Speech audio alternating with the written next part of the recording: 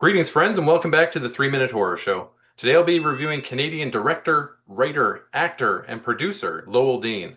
Lowell's been making feature films since 2010 and is responsible for such movies as Dark Match and Die Alone, but is probably best known as the creator of the Wolfcop series. I'm excited to have him here with me. Lowell, welcome. Thank you for your time. You bet. Always nice to chat about these crazy movies. Before we get started, would you like to give the audience a little background on yourself? Sure. I'm a writer-director of movies based in Saskatchewan. I've always been a fan of movies since as far back as I can remember, since childhood. And as I became a teenager, I started making my own short films, often horror films with my friends, and decided to go to university for film, even though I wasn't sure if you could have a career. I'm still questioning it, but I've been very lucky to work in the industry and even luckier to write and direct several films. So I've to date made six feature films. When would you say that your creative inclinations started? I feel like I don't have a memory that doesn't involve creativity in some form. My mom was a teacher and she always fostered creativity. So before I could speak, I was drawing. I was like, and all kids do, I know, but it's something I carried on and never really let go of. I draw to this day and started writing. So I don't know. It just feels like it's always been there. Have you ever worked in comics? Actually, I have a comic book, a little indie comic called Atomic Victory Squad. Oh, Uh, wow. it's something I produced with Emerson Ziffel, a kind of business partner of mine on and who's done special effects on all my films. And we actually hired a Spanish artist, Javier Cava, who did beautiful art. And it's very limited, it's very underground. We only did 5 issues so far, but it's a complete story that I've been meaning to turn into a graphic novel. I've just been very preoccupied. Yeah. What did you draw inspiration from as a child? Superheroes, I would say, was a big thing. Disney movies, those were kind of what I was raised on. Every week I would watch a new Disney movie, and I thought they were all like, it's like, how are they putting these movies out every week? They're insane. But I didn't realize it was like a back catalog of like 40 years that I was just getting to see once a week because of my parents. And I was very much influenced and inspired by characters like Superman and Batman and Spider-Man, like all the classics as a kid. So I probably hung on to things like that longer than most. I don't know. Some of us still draw inspiration from Batman. Absolutely. So far, it seems to have come up in every interview so far that I wanted to be Batman when I was a kid. And I I still do. mean, it's appealing. I would have rather been Superman because of flying, but Oh, yeah. yeah. Yeah, definitely. What kind of a kid was young Lowell Dean? Um, I think curious. I think I feel like I was not bad or misbehaved, but I was curious. So I definitely got into trouble. I think I was a pretty good student. I passable grades. Could pay attention when I had to, but I was very much distracted always about the next thing I wanted to do and create. Hmm. Did you always know that you wanted to be a filmmaker, or when would you say that you realized that? No, no, I would say I accidentally and organically kind of fell into film. I think like I wanted to be a superhero, and then I wanted to be a comic book artist. I think that was another big one. And and then I just, I was storyboarding by making comics, and I kind of just slowly fell in love with film more so by going and making short films with my friends, but I never believed that was a career. And and I think it just, yeah, happened organically. I just kept exploring it until it was all I was doing. So tell us a little bit more about making the short films with your friends. What kind of films did you make? My parents were for sure worried because there was always blood. It was a lot of fake blood. Before I could afford fake blood in like costume shops, I was using ketchup. I was using the family cutting, the big knives. So it was usually just, it wasn't about story. It was about exploring the stuff that I found exciting in film, like moments of suspense, montages, martial arts fight scenes, science fiction weirdness, right? It was more me exploring how do you film these things, right? So that's kind of how I would say my experimentation and exploration began. And then I made a lot of really bad short films, and I was like, why are these all so bad? And I realized they don't really have a story. So that then pushed me on the journey of writing scripts. What would you say was the first horror film that influenced you making the shorts? It's a tough question. I mean, I would say the first horror film that influenced me like Yeah. aggressively was, and I'm sure you've heard this before, it's Jaws, because I saw Okay. it way too young and I just started thinking about suspense and sharks, and anytime I was near water, even if it was a bathtub, is a Yeah. shark at me, right? But in terms of like horror influencing the kinds of things I would do, probably something like Freddy or Jason, like those franchises, Yeah. because a lot of the first things I shot were people being stalked by an unknown faceless killer. I'd buy like costume shop masks, dollar store masks, and whoever was wearing it had a knife and was stalking and slowly killing their friends. So Yeah. You firmly embrace your Canadian roots. How much of an influence has being Canadian or the fact that you're from Saskatchewan been on your film career? I think it's been huge. I think there's I think a wrong lesson that a lot of young filmmakers were taught, at least when I was coming up, that like we're second class citizens in Canada and we don't matter. And I think we see it when Hollywood productions would come to places like Saskatchewan, and it was never Saskatchewan, it would be Iowa. It would be it'd say like, oh, you're in Kansas now. So I think it was like a trained thing to be like, we're not good enough. But I also would watch those films and say, it's clearly Saskatchewan, So I think and I would say I went through this experience with Wolfcop. I realized that you're not fooling anyone, There was a bit of a back and forth with myself and the producers about there was a hot moment when they wanted to say it was an American film and it was set in an American town, and I didn't want to do that. We kind of agreed on like a border town. Mhm. But when I would travel with the film wherever I was in the world, people would say, "Is this what Saskatchewan's like? I want to go to Saskatchewan now. It seems Yeah. so weird." So that was my kind of realization of, again, you're not fooling anyone. Right. People just be what you are and be proud of it. Because I don't know about you, but when I'm watching content on Netflix or anywhere, I don't turn off something because it's set in a small village in Ireland. I'm like, let's see what they're about. Yeah. So I think just make something good and authentic. For sure.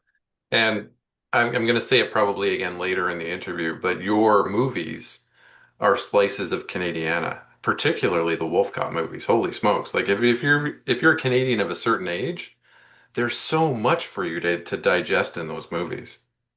Thank you. Yeah, they are definitely a snapshot in time for me and a snapshot in place. They are messed up love letters to Saskatchewan in a way, and Canada. Yeah. Yeah, in Canada. You've worked across all sorts of genres, not only horror. What's your favorite genre to work in? That's another tough question. I would say it's probably anything high concept. Like I don't really want to limit it. I'm drawn to things that are slightly outside of the norm. Now that could mean science fiction. It could mean horror. I like telling stories through the lens of something that's slightly off, right? So I would even do like a rom-com. I'd love to do a Western, but so far of the films I've done, I think it's horror. Yeah. I think that a Saskatchewan-based Western would be fantastic, I particularly agree. a modern Saskatchewan-based Western. Yeah, that would be actually really cool. Yeah. hmm So I was pretty surprised to see when I went through your IMDb that you've also done a lot of children's content. Can you tell us how you got involved with the Jim Henson Company? Sure, that was a weird fluke. There was a company called Marvel Media that was developing a children's show called Hi Opie, which the main character was a Jim Henson Muppet. And he was an elementary school kid just learning about life. And they were looking to do a co-production with Saskatchewan and looking for a director producer. And I met up with them, and honestly, they had me at Jim Henson Muppet. I love the Yeah. Muppets. I'm obsessed with the Muppets. I would die to do a Muppet movie. And getting the opportunity to do that, it was the quickest yes ever. I was just like, I can't wait to hang out with a Muppet and direct it. And it was eye-opening. It was very puppetry is quite a challenge. Puppetry mixed with live action is a big challenge too, but I feel like the lessons I learned on things like the Wolfcop movie, like practical effects and makeup Mhm. effects, and it was all it was like I could see it clearly. It's a magic trick, how you do it, and you just want to sell the illusion. I don't know about you, but I'm pretty close to the same age you are. But one of my fondest Muppet memories is seeing Alice Cooper perform "Welcome to My Nightmare" on the Muppet Show. Yeah. I love the Muppet Show. The tone they strike, the guests they had. hmm It's you forget it's like kind of it can be very mature at times. How did you deal with the cognitive dissonance of going from the gore-soaked world of indie horror, like Wolf Cop in particular, to the safeguarded world of kids programming? I mean, I think we all contain multitudes, right? Yeah. And there was one crew member I remember on one of my first days on Opie. They said they let you around children, and I was like, oh man. Well, obviously I've been making too much horror, but I really think it's no different. I mean, like I love hanging out with kids. I can hang out with adults. I can hang out with kids. I think it's a time and a place for everything, and I think like it's even when I'm doing like horror movies, I feel closer to being a kid than I ever do because we are just playing no matter what we're doing. And it's just like the version of make believe you do and the way you speak and the way you translate things to the actors who might be children versus someone in a werewolf costume. It just changes, but you're still playing. That's a really good answer. Thanks. What, throughout your career, what's been your favorite project to work on? And it doesn't have to be one of the ones that you directed or wrote. I would say it's Die Alone, my most recent hmm film, just because it was a passion project that was really hard to get off the ground. So it's been kind of rattling around in my brain for over a decade. So it's just hard for me not to look at it fondly because of the fact that it actually exists now. And it was very hard at every step to bring to life. And I'm proud of it. It's a little different than my other stuff. Yeah, definitely. And I recommend that anybody who's watching this watch Dialogue. Thanks. What is the biggest challenge, or what was the biggest challenge that you had to overcome to get where you are today? Just the fact that you need millions of dollars to do these things, it's insane to me that I've been lucky enough to make multiple films when I think about it.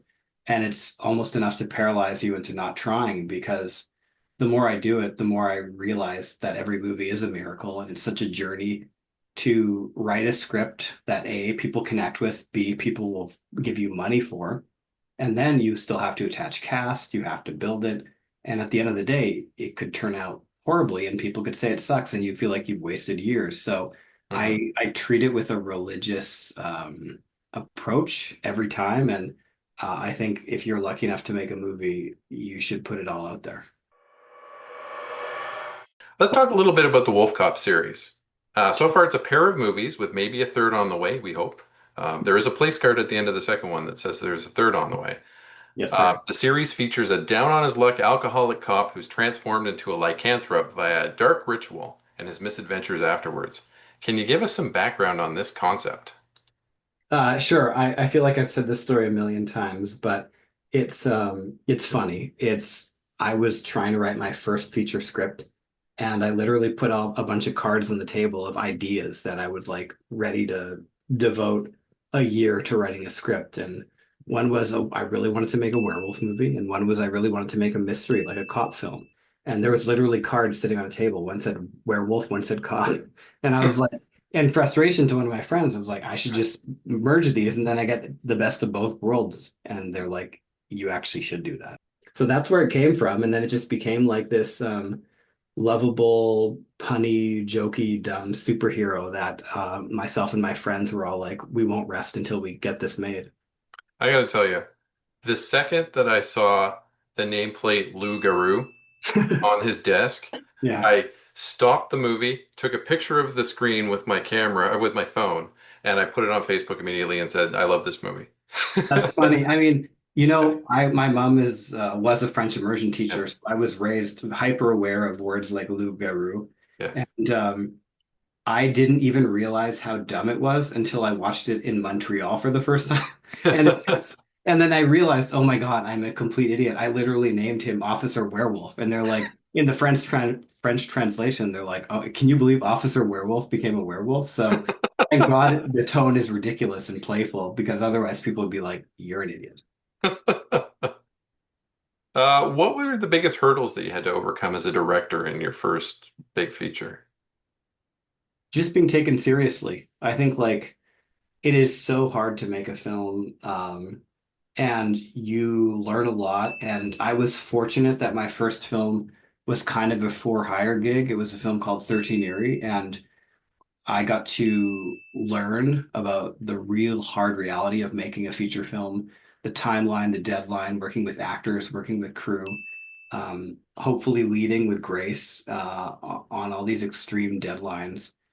I got to do it on a film that wasn't something that's been my baby for a decade because every day is heartbreak. Every day is like Yeah. wake up calls, and it's like very political too, you know? So I would say just learning how to navigate the politics of hundreds of humans is a very hard thing. And I try to carry that again with like grace and respect and surround yourself with people who are smarter than you who are really awesome at their jobs. Was there always a plan to create a sequel, or how did that come about?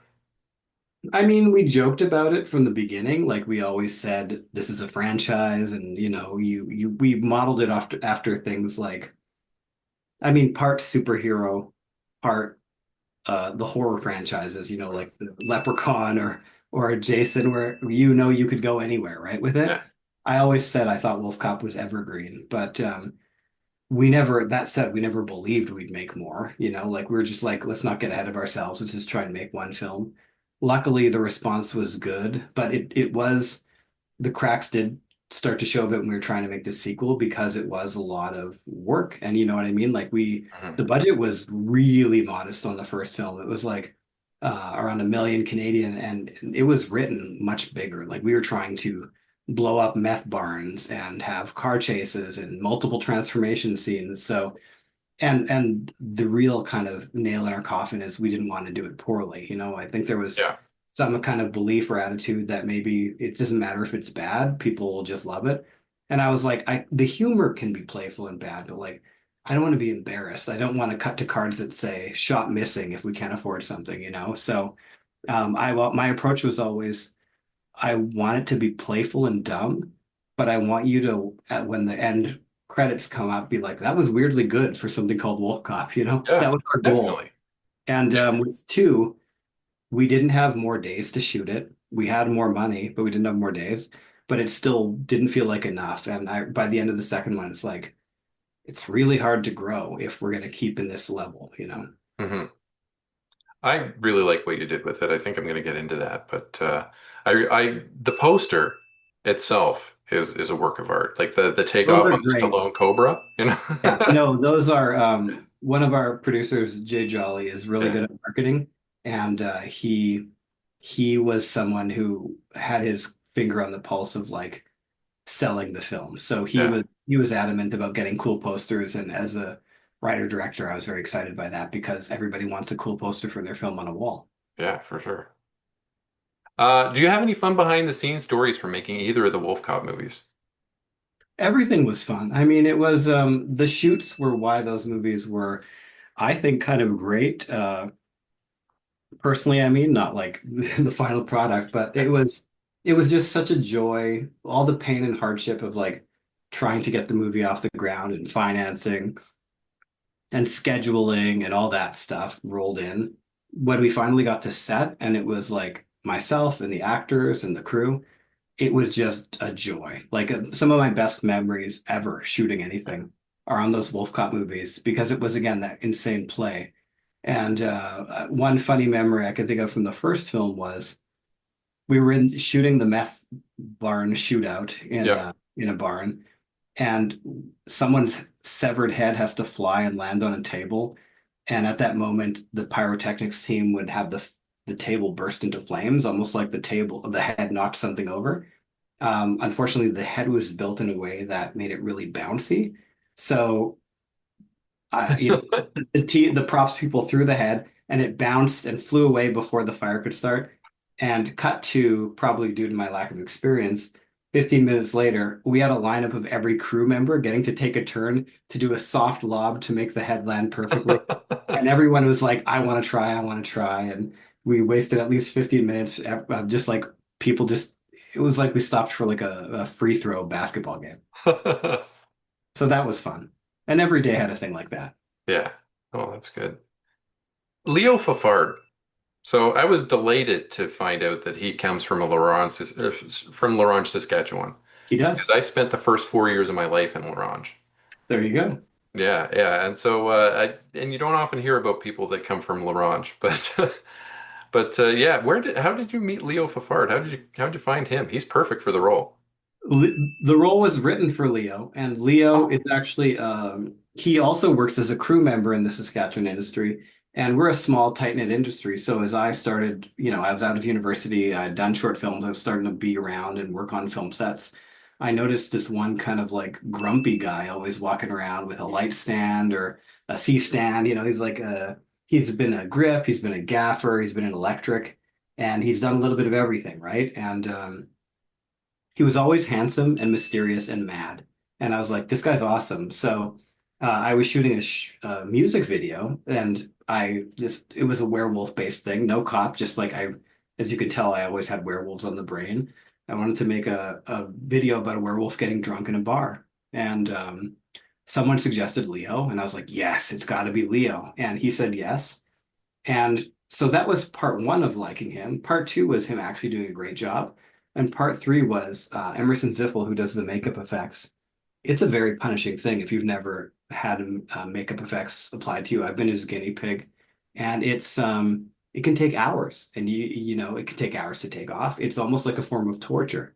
And Leo's the first person I've ever seen who, like, on his first or second time, just fell asleep while it was happening. He's like, "It's fine. You can poke and prod at me, and I'll wake up and be a werewolf."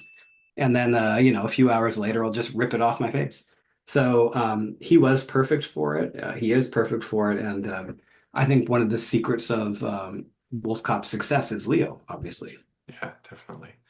Another secret of the success, though, is Emerson Ziffel's effects, Absolutely. because that transformation sequence in the first movie, I was amazed to see what the budget of the movie was with that transformation scene, the penis first transformation scene. Thank It you. was fantastically well done. It was so amazing. Thank you. Yeah, no, that was always something we were fighting for and believed was important for the movie to be unique. And that all kind of stemmed from Emerson and I doing our homework and watching things like American Werewolf in London.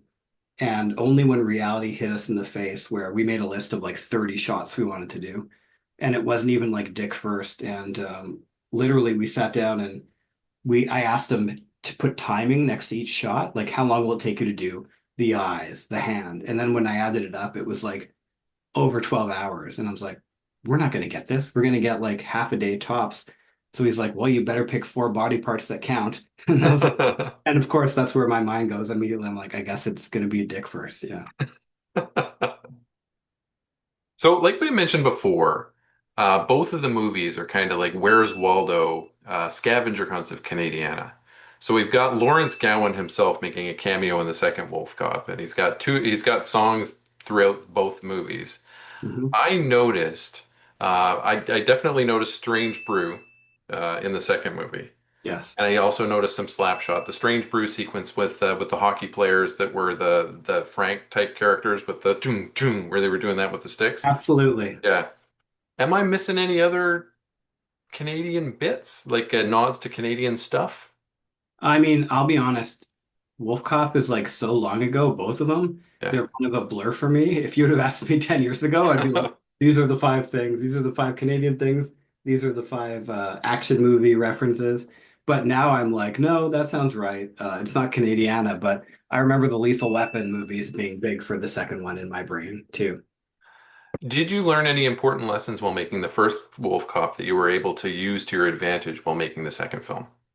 Oh, I mean, again, countless, too many to say, but one I will say is how long practical effects take. And I had like a mini epiphany when we were doing the penis transformation because you spend all this time doing all these things. Then a movie like Wolfcop or any practical effects movie has these little minutia moments that help tell the story, the little bits. And when we were getting to the little bits, it's little. So it's a camera, it's a light, maybe a grip electric swing, Emerson doing his thing, an actor, and then myself and a camera operator. So it's like a crew on even a movie like Wolf Cop can be, 100 people. And then we're five people in a room. So we're five people in a room racing to get through something because we're going to lose the location. And then I go in the hallway and I see 30 people on their cell phone and, not mad, but being like, oh, I didn't plan this right because 30 people are all just standing around waiting for us to do this thing. Mhm. So that kind of woke me up to the need to do second unit stuff. So by the time we did Wolf Cop 2, whenever there was an opportunity to punt a shot, like anything that wouldn't require an actor, my kind of rule is if you don't see a human actor's face, we're punting that to a second unit day. So if it's a close up of a hand, someone, an alien getting shot in the face, any little thing that we can shoot in a basement, we make a separate shot list and we do it later. And frankly, it's the only way we could survive that second movie because we also upped the amount of effects by more than triple. All in all, Wolf Cop, has the series been a good experience for you? Absolutely. Um, Wolf Cop was like my film school, honestly. It was my first chance to write and direct a film, and they were very hard in a million ways that I won't like bore you with, but they were also really joyful. And I made lifelong friends, and I love the actors, and a lot of the people who worked on it I collaborate with to this day. So I have only fond memories. Excellent. So let's talk about your other films next. You also wrote and directed a movie named Dark Match, which is a wrestling themed horror film. How did that concept come to life? That concept came to life by going to a wrestling match and feeling like, as a non-wrestling fan at the time, I was someone who had walked into a cult because everyone was so into it and everyone knew what was happening. And I was like looking around, like, "Ooh, how did I get here?" And then that was as someone who's always looking for a horror movie idea, that was my light bulb.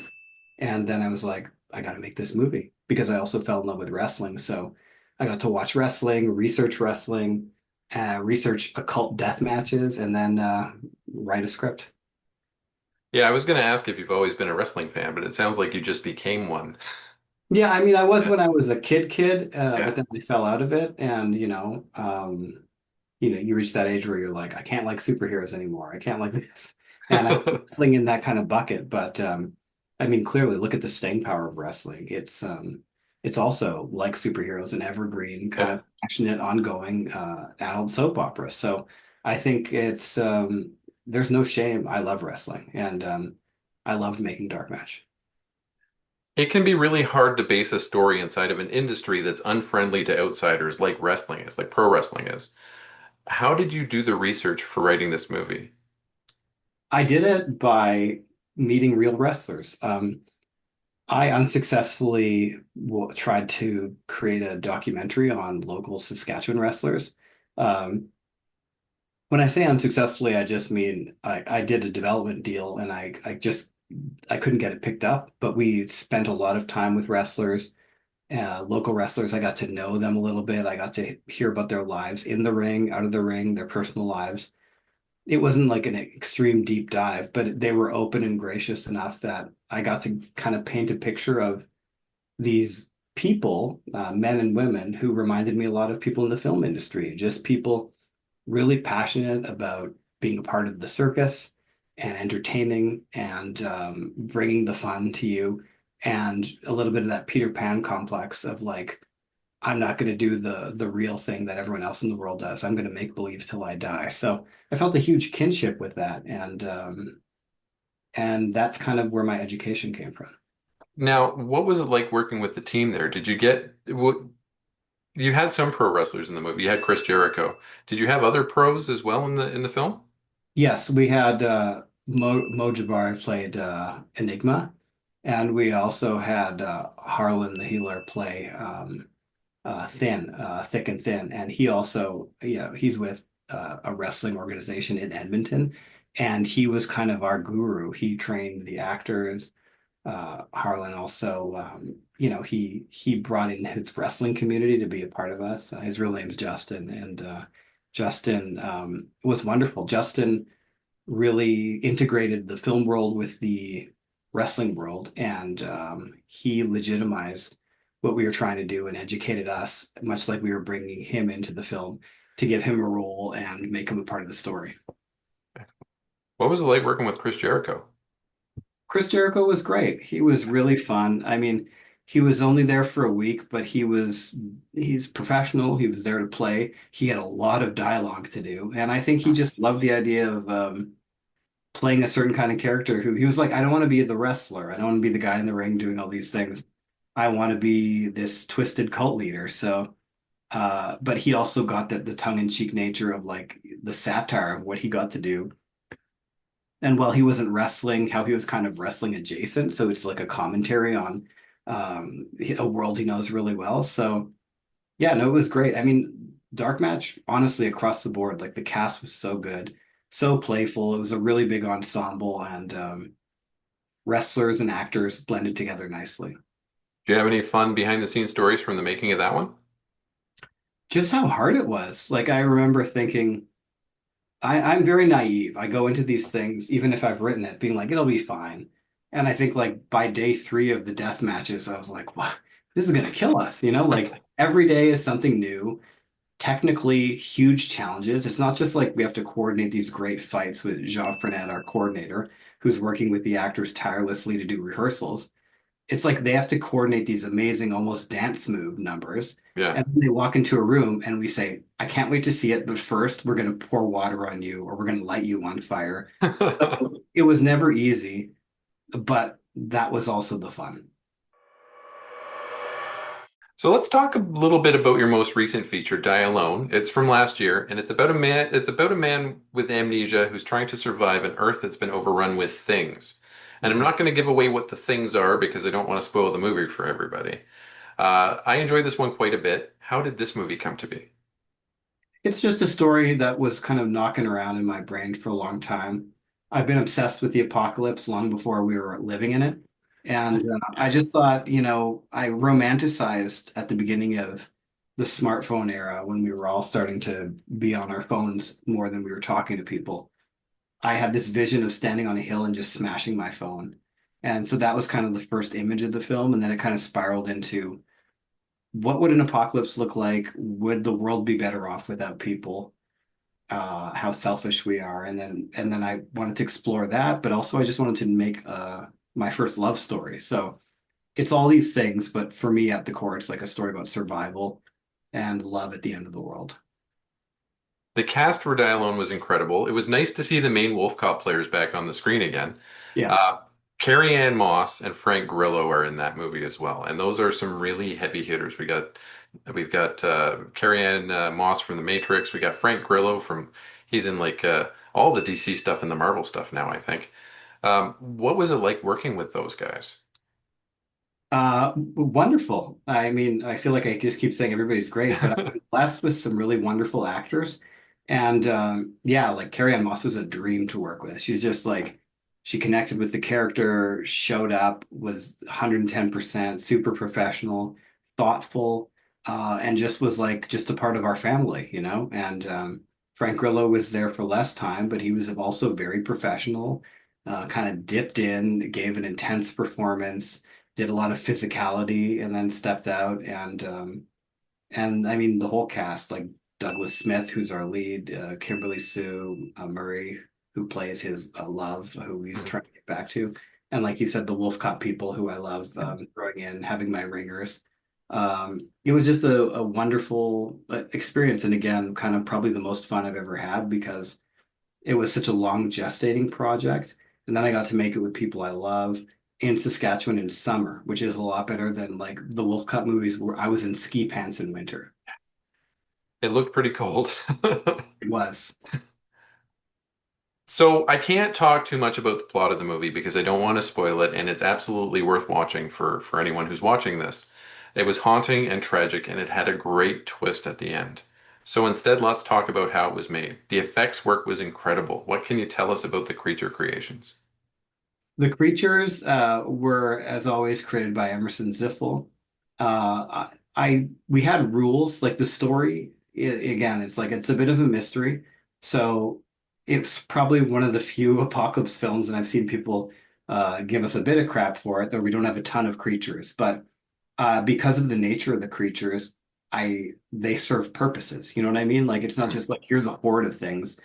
Every time you see a creature, they're almost a piece of a puzzle for the viewer. So there's no accident in terms of what creatures you see at what stage in the movie, because every time you should be thinking, wait, why does that guy look like that? Or how come that character looks like that? Mhm. Or what's that one doing? Why is it doing that? And so it was a very slow roll, deliberate choice to not have a lot, but to have each one have an actual narrative purpose. And the fun was coming up with Emerson. Okay, what does this one look like? How much do they look like a tree? Or why? Do they look like a skeleton? Do they look like just some dude walking around in a suit? And tracking that and making it make sense, but also giving him the challenge of now make it the coolest version of this, right? Yeah. It's too bad we're not doing this interview 5 years from now, because then we could get right into it. But I definitely don't want to spoil it for anyone because it's too new. Thank you. Yeah, Yeah. still just getting out there. I hope people are discovering it. Yeah.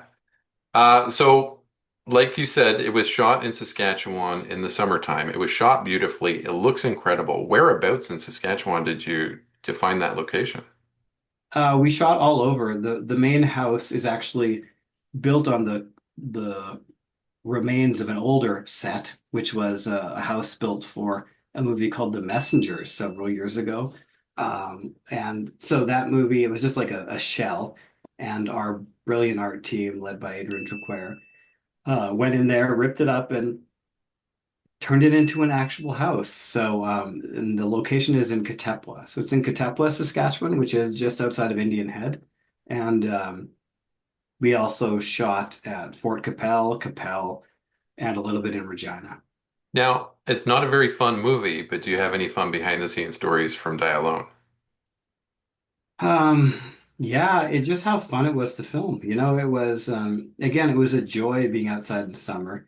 And I would say of anything I've done recently, it felt the most like play. It felt like we'd just be in a house filming scenes and almost like the kids are left to their own devices and someone would look out the window and say, "There's a great sunset." And I just like, let's just go. Let's stop what we're doing and grab the lead actors and go stand in front of a sunset. So um, that it's a cop-out answer, but it was just all fun. Yeah. So before we wrap up, I'm gonna ask you some lightning round questions. Okay. These are gonna be quick ones, and they're gonna help people get to know Lowell Dean, the guy, rather than Lowell Dean, the filmmaker. Okay. All right, you ready? Yeah. Okay. Nirvana or Pearl Jam? Nirvana. Nirvana. All right. Your favorite band or musical artist? God. Um, That's too tough for me. I feel like I list my favorite artist is based on what I'm writing at the moment. So weirdly, right now it's Electric Light Orchestra. Okay, that's a good It's answer. weird. Yeah. Toilet paper roll. Business in the front or party in the back? Business in the front. Excellent. Everybody's answered business in the front so far. We haven't had any weirdos yet. Okay. Ninjas or pirates? Ninjas. Ninjas, all right. Okay, so you're a comic book guy. Marvel, DC, or other? I'm DC. I've been raised DC? on DC. I'm happy we've got a promising era now, I hope. But I love DC. Favorite comic book character, hero or villain? Um, it's got to be Superman for me. Like, not commenting on the present versions of anything, but that's what got me into comics as like a 5-year-old. Adult beverage of choice. I like an old fashioned Nice. Favorite video game? Mario Kart. Mario Kart, okay. Okay, and so here's based on what we learned about you earlier, what's your favorite wrestling promotion? Oh God, that's a tough one. Um, I'm gonna say right now because of the support we've been given, AEW. Oh, okay, excellent. All right, so Lowell, thank you so much for being here. Your movies are incredible, and you do such a great job of representing Canadian filmmakers on the international stage. I know that when I see your name on a project, I'm in for something special, something that looks good, something that's funny, not Die Alone, but something special anyway. Are there any upcoming projects that you'd like to plug for the audience? Nothing I can talk about yet, but I am writing furiously as we speak. So if all goes well, I'll have another movie, I hope, in the next couple years, but that's up to the film gods and the finance. All right. If a producer happens to be watching this and they want to hire you, how can they get a hold of you? I'm very easy to find. I have an agent and I'm all over social media. So Perfect. throw a rock and you'll probably figure it out. Okay. And quick, before we go, I know it's going to be a hard one. What's your favorite movie of all time? Oh, that is tough. I mean, I'm just gonna say the one I think is perfect, which is Back to the Future. Back to the Future. It's the first I time I've had know, that answer. I Awesome. know it's having another moment now with the 40th anniversary, but I mean, it's perfect. Yeah. I saw it in the theater when I was a kid. Yes, me too. Yeah. All right. Thanks for being here. Thanks so much. Thank you very much. It was a fun conversation. Good questions.